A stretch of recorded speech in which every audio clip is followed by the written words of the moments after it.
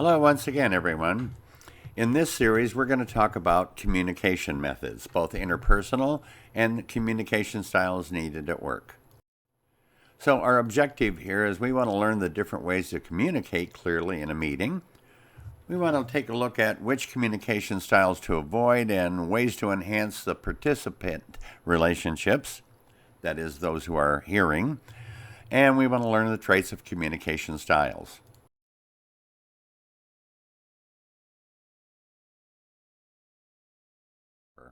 I like this cartoon. I'm phoning to let you know I faxed you to say I've sent an email asking you to call me. Don't laugh. I've seen these kind of things. So we need to learn to communicate to improve clarity. You want to keep your message simple. You want to be specific. You want to define any acronyms and unfamiliar terms. Remember, there are others who are from different countries and maybe they don't understand the acronyms and slang. Provide some examples where possible and make sure you repeat any key points that you want to drive home. So using effective language. Language needs to be appropriate for the participants, those who are listening.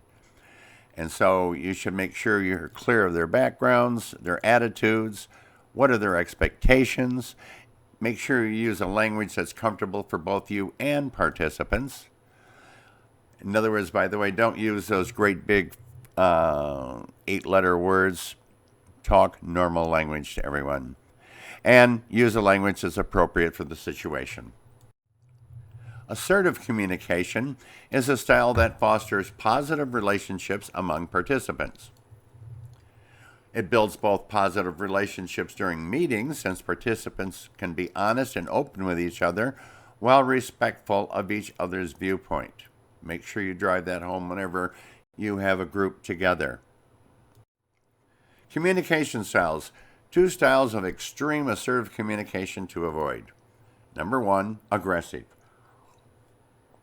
They're open about their feelings, but they have little regard for the needs of others. Aggressive people are kind of perceived as pushy, rude, dominant, and they're only concerned with their own needs. These people also tend to try to dominate discussions and generally create heated arguments.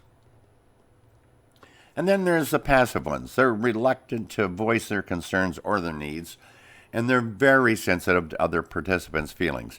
They're afraid of causing any kind of conflict or rocking the boat, and they fail to share their opinions and may withhold valuable information for fear of being laughed at. Enhancing relationships, use I statements. It takes responsibility for your feelings. You statements project your feelings on others and put the participant kind of on the defensive.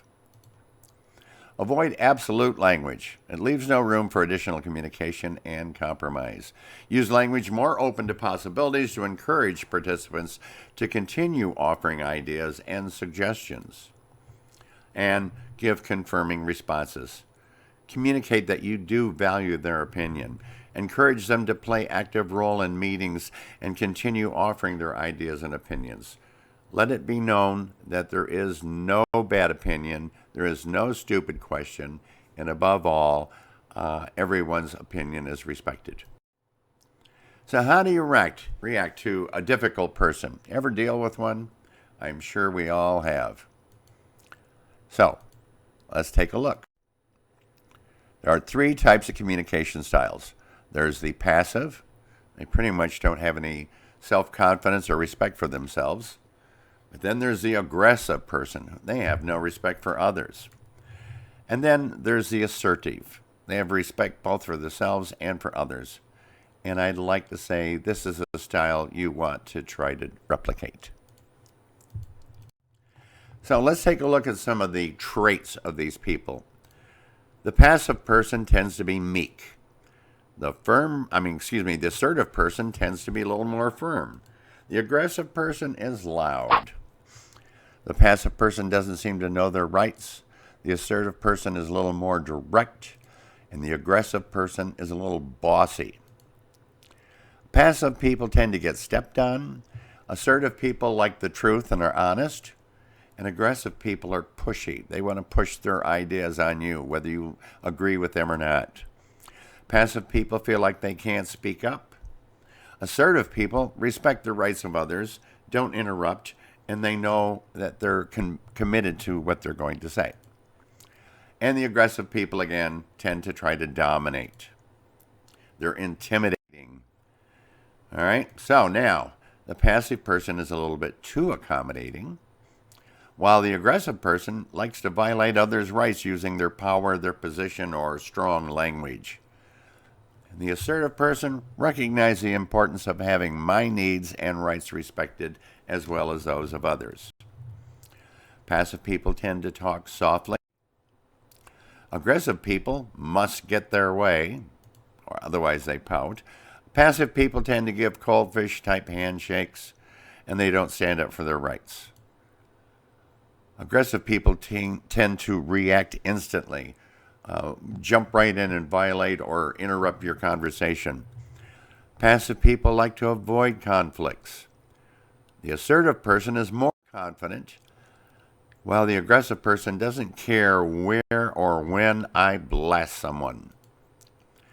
Assertive person realizes they have choices and they're effective communicators. Passive people, well, people tend to take advantage of them. Assertive people feel they can express their needs. They make good eye contact and they speak with a firm voice. Aggressive people tend to be abusive and have a vice-like handshake. Strong grip.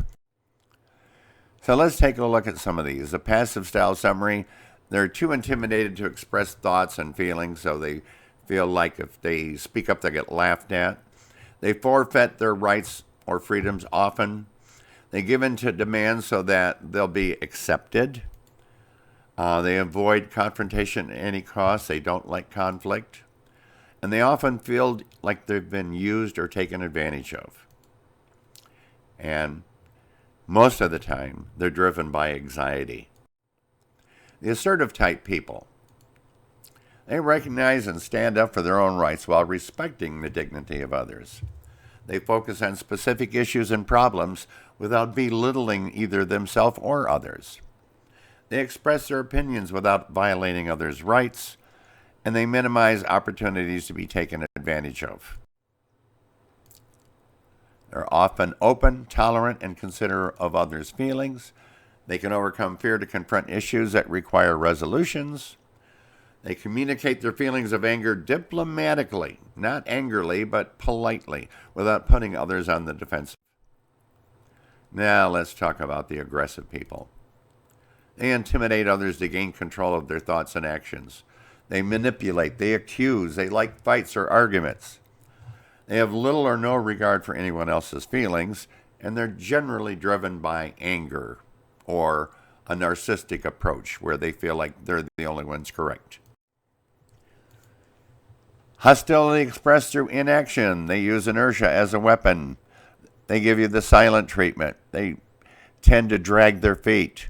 They're always late, and they never saying what they want to do, then sulking about it. They have lame excuses for why they don't do things, and plausible deniability is the key. Assertive styles, the one you want to aspire for, know your rights, say no and don't feel guilty, change your mind about anything. You have that right. By the way, also, it never hurts that once you find you were wrong, to admit that you were right and thus change your thinking. Take your time to form a response to a comment or question. Think about it before you speak. Ask for assistance with instructions or directions when needed. Ask for what you want. And experience and express your feelings. Again, feel positive about yourself under any conditions. Make mistakes without feeling embarrassed or guilty because we're human. We all make mistakes. It's no shame. Own your opinions and your convictions. Protest any unfair treatment or criticism.